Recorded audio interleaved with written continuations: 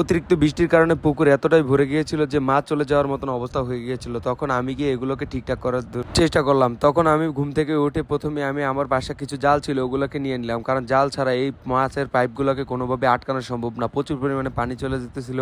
পুকুরে যে পরিমাণ ওভারফ্লো পাইপ ছিল তার থেকেও পানির পরিমাণ বেশি ছিল, তার কারণে পুকুরের পানি কোনোভাবে কমতেছিল না। এখানে একটা নৌকা ছিল, নৌকাটা পর্যন্ত ডুবে গেছে। এখন আমি দেখতেছি পাইপের মধ্যে কিছু পরিমাণ ময়লা আটকে আছে।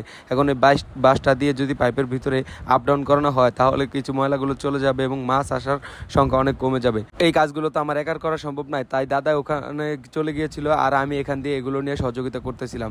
এখানে আমার এই বাঁশটা নিয়ে উঠতে অনেক কষ্ট হইতেছিল, কারণ জায়গাটা অনেক পিচ্ছিল ছিল আর বাঁশটা অনেক লম্বা ছিল, তাই এটাকে টাইনা হিসরা কোনোভাবে আমি এখানে নিয়ে আসলাম। আর বৃষ্টিও পড়তেছিল গুড়ি গুড়ি। গাইজ আমি এত কষ্ট করে আপনাদের জন্য ভিডিও করতেছি, তাই আমার চ্যানেলটিকে সাবস্ক্রাইব করে দিবেন। তারপর চলে আসলাম ঘটনাস্থলে। এখানে এসেই দেখি পাইপের মুখে একটা জাল দিয়ে রাখছে যেন মাছগুলো এই পুকুর থেকে অন্য পুকুরে না যেতে পারে।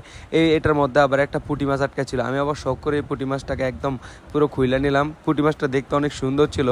এটা খোলার পর জালটাকে আমি উঠে নিলাম। তারপর এটার মধ্যে বাঁশ দিয়ে দেবো। বাঁশ দেওয়ার কাজ শেষ। এটা আপনাদেরকে দেখাইতে পারি না, কারণ গাইস আমি ভিডিওগুলো একা করি, একা তো আর দেখানো সম্ভব না। আর গাছগুলোর ওই পাশ দিয়ে দাদা ছিল, উনি একদম পাইপের মুখটাকে সুন্দর করে জাল দিয়ে বেঁধে দিয়েছিল যেন একদম এই পাশ থেকে ওই পাশে কোনো মাছই না যাইতে পারে। সো গাইস আপনাদের যাদের যাদের এরকম পুকুর আছে তারা সাবধানে থাকবেন। বৃষ্টির পানি বেড়ে গেলে পানি নামানোর ব্যবস্থা করবেন। আমি একদম কাদায় টাদায় মেখে গিয়েছিলাম। সো গাইস আজকের ভিডিওটি থেকে এখানে বিদায় নিতে যাচ্ছি। বাই।